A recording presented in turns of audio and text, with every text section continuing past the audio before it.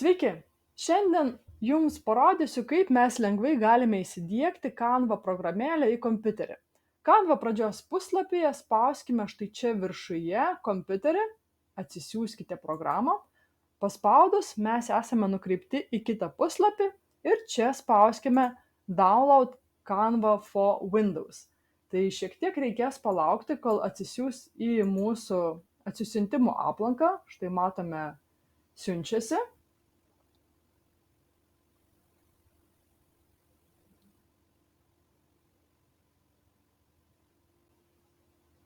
Taip, matau, atsisiuntė, spaudžiu ant aplanko ir matome, jau yra Canva logotipas. Tai 2 kartus spragtelkime ant logotipo su kairiu pelės mygtuku.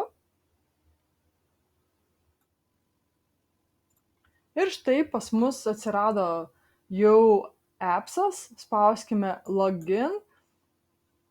Ir dabar Yes, Continue to Canva app ir spaudžiu atidaryti.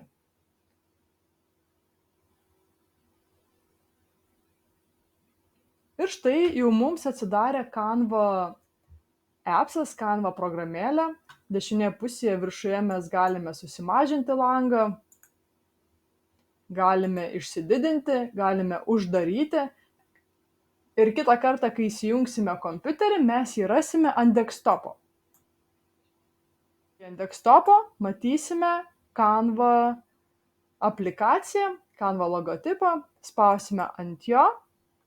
Ir jau būsime iš karto Canvoje. Nebereikės mums eiti į naršykles, susirasti Canva puslapį, prisiregistruoti, tiesiog iš karto galėsime dirbti. Tai tikiuosi, jums ši trumputė pamoka patiko, spauskite like bei sekite šį mano kanalą. Iki!